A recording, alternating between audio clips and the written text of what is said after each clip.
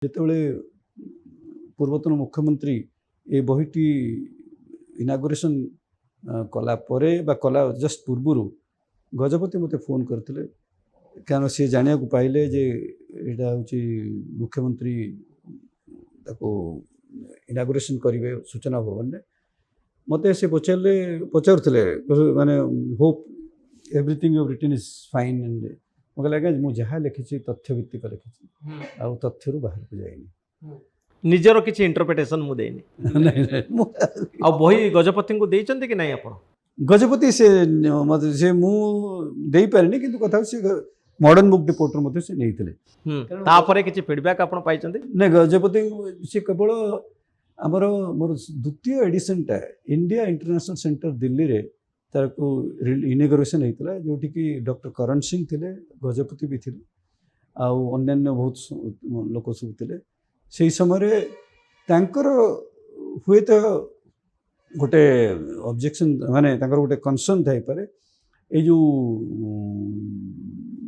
ଗଜପତିଙ୍କର ଯେଉଁ ମାନେ ସେ ତାଙ୍କ ମତରେ ଏଇ ଯେଉଁ କିଙ୍ଗ ୱିଦାଉଟ୍ ଏ କିଙ୍ଗଡମ୍, ଏଇଟା ହେଉଛି ହର୍ମାନ କୁଲକେ ଯେଉଁ ଜର୍ମାନ ରାଇଟର ତାଙ୍କର ଢାଞ୍ଚାରେ ଲେଖା ହେଇଛି। ମୁଁ ଜାଣିଛି ହର୍ମାନ କୁଲକେଙ୍କର ଗୋଟେ ନୋଟ୍ ଅଛି ଯେଉଁଟାକି କିଙ୍ଗସ୍ ୱିଦାଉଟ୍ କିଙ୍ଗଡମ୍ ଏଇଭଳିଆ ଗୋଟେ ଅଛି, ସିମିଲାର ସାଉଣ୍ଡିଂ, କିନ୍ତୁ ତା ସହିତ ଏହାର କୌଣସି ସମ୍ପର୍କ ନାହିଁ। ଆଉ ଏଇଟା ମଧ୍ୟ ମୁଁ ଉତ୍କଳ ୟୁନିଭର୍ସିଟିରେ ଯେତେବେଳେ ମୋତେ ଡାକିଥିଲେ ଗୋଟେ ସେମିନାରରେ, ମୁଁ ବି ଏ ବିଷୟରେ କହିଥିଲି ଏବଂ ସେଠି ଯେଉଁମାନେ ପ୍ରଫେସର୍ସ ଥିଲେ ଏଇ ଇସ୍ୟୁ ବହୁତ ଉଠିଥିଲା ଏବଂ ସେମାନେ ମଧ୍ୟ କହିଥିଲେ ଯେ ଏ ବହିର ଢାଞ୍ଚା ଅଲଗା ପ୍ରକାର। ତ ନେକ୍ସଟ ଆପଣ ଯଦି ଲେଖିବେ କାହା ଉପରେ ଲେଖିବେ ବୋଲି ଭାବୁଛନ୍ତି? ମୁଁ ଗୋଟେ ବହି ମୁଁ ଅଲମୋଷ୍ଟ ସାରିଛି। ସେ ବହିଟାକୁ ପବ୍ଲିସରକୁ ପଠାଇଛି। ସେଟା ମାନେ ମୋର ଅନୁଭୂତି ଉପରେ, ପିପୁଲ୍ ପ୍ଲେସେସ୍ ଆଣ୍ଡ ପ୍ରସ୍ପେକ୍ଟିଭ୍ସ, ଏହାର ଉପରେ ଲେଖିଛି। ଆଉ ଗୋଟେ ବହି ଆପଣଙ୍କୁ କହିବାକୁ ଚାହୁଁଛି ଯେ ଡେକାନ୍ କଲେଜ ପୁନା, ତାଙ୍କ ସହିତ ମିଶିକରି ମୁଁ ଗୋଟେ ବହି କରୁଛି। ସେଟା ହେଉଛି a book on encyclopedic dictionary of Sanskrit on historical principles. ଆପଣ ଡେକାନ୍ କଲେଜ ପ୍ରାୟ ମୋର୍ ଦାନ୍ 75 ଇୟର୍ସ ହେଲା ଏଇ ଗୋଟେ ଡିକ୍ସନାରୀ କରୁଛି। ଏଇଟା ହେଉଛି ନ୍ୟାସନାଲ୍ ଟ୍ରେଜର ଇନ୍ ମେକିଂ। 75 ବର୍ଷ ଲାଗିଲାଣି। 75 ବର୍ଷ ହେଲା ଲାଗି ଚାଲିଛି ଏବଂ ଆପଣ ବିଶ୍ୱାସ କରିବେନି 36ଟା ଭଲ୍ୟୁମ୍ ସରିସାରିଲାଣି ଏବଂ ଅକ୍ଷରଟା ଏପର୍ଯ୍ୟନ୍ତ ସରିନି। ହଁ, ଆଲଫାବେଟ୍ ସରିନି। ତେଣୁ କେତେ ସମୟ ଲାଗିବ କ'ଣ ଲାଗିବ ଆମେ ଜାଣିନୁ, କିନ୍ତୁ ଏଇଟା ହେଉଛି ଗୋଟେ ଆମର ଋଗ୍ବେଦ ଠାରୁ ଆରମ୍ଭ କରିକି ହାସ୍ୟାର୍ଣ୍ଣବ ପର୍ଯ୍ୟନ୍ତ କଭର କରୁଛି ଏଣ୍ଟାୟାର ଗ୍ୟାମଟ୍। ଆଉ ସାଂସ୍କ୍ରିଟକୁ ଆମେ ଯେଉଁ ଭାବୁ, ଆକ୍ଚୁଆଲି ଆମର ବହୁତ ଲିମିଟେଡ଼ ନଲେଜ ସମସ୍ତଙ୍କର, ପର୍ଟିକୁଲାରଲି ମୋର। ଆମେ ଭାବୁ ସାଂସ୍କ୍ରିଟ ମାନେ ସାଂସ୍କ୍ରିଟ ଲିଟରେଚର, କାବ୍ୟ, ଗଳ୍ପ, ଏଗୁଡ଼ାକ ସବୁ, କିନ୍ତୁ ସାଂସ୍କ୍ରିଟରେ 62ଟା ଡିସିପ୍ଲିନ୍ସ ଅଛି। ସେ 62ଟା ଡିସିପ୍ଲିନ୍ସ ଫ୍ରମ୍ ମାନେ ଏଠୁ ଋଗ୍ବେଦ ଠାରୁ ଆରମ୍ଭ କରି ଏପର୍ଯ୍ୟନ୍ତ ତା ଉପରେ ଗୋଟେ ଏନସାଇକ୍ଲୋପେଡ଼ିକ୍ ଡିକ୍ସନାରୀ ହେଉଛି, ଯେଉଁଟାକି ଆମର ନ୍ୟାସନାଲ୍ ଟ୍ରେଜର ଇନ୍ ମେକିଂ। ମୁଁ ସେ ବିଷୟରେ ବହୁତ ଲୋକ ଜାଣନ୍ତିନି। ଆପଣଙ୍କର ସେଥିରେ ଯୋଗଦାନ ରହିଛି? ମୁଁ ସେଟାକୁ ମୁଁ ନାହିଁ ସେ କାହିଁକି, ମୁଁ ଆଜ୍ଞା ସଂସ୍କୃତ କିଛି ଜାଣିନି।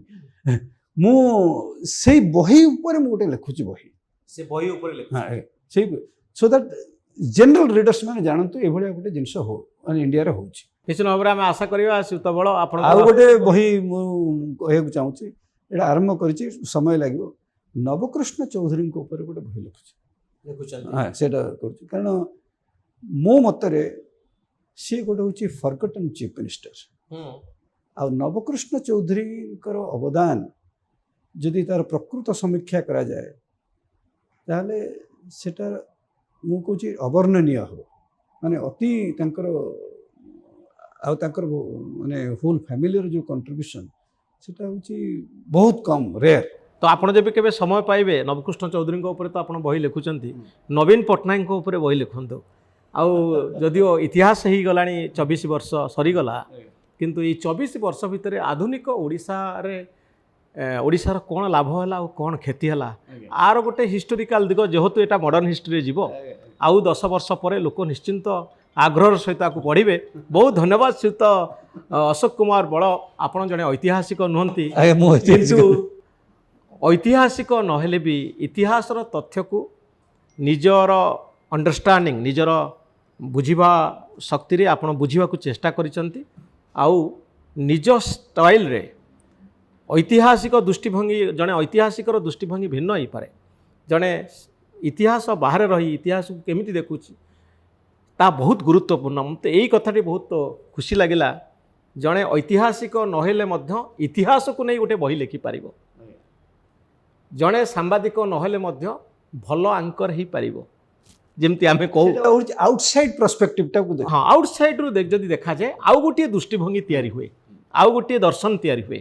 ନିଶ୍ଚିତ ଭାବରେ ଏ ବହିଟି ଯେଉଁମାନେ ରିସର୍ଚ୍ଚ କରିବା ପାଇଁ ଚାହୁଁଛନ୍ତି, ଗବେଷଣା କରିବା ପାଇଁ ଚାହୁଁଛନ୍ତି, ଆଉ ଗଜପତିଙ୍କ ସମ୍ପର୍କରେ ଗଜପତିଙ୍କର ଇତିହାସ ହେଉଛି ଓଡ଼ିଶାର ଇତିହାସ, ଜଗନ୍ନାଥ ମନ୍ଦିରର ଇତିହାସ, ଏ ସମ୍ପର୍କରେ ଅଧିକ ତଥ୍ୟ ଜାଣିବା ପାଇଁ ଚାହୁଁଛନ୍ତି, ଗଜପତି ବହିଟି ନିଶ୍ଚିତ ଭାବରେ ଉପାଦେୟ। ବହୁତ ଧନ୍ୟବାଦ ଶ୍ରୀଯୁକ୍ତ ବଳ, ନମସ୍କାର ଆପଣଙ୍କର ଏହି ମତାମତ ପାଇଁ। ମୋତେ ସମୟ ଦେଇଥିବାରୁ ଆପଣଙ୍କୁ ବହୁତ ବହୁତ ଧନ୍ୟବାଦ।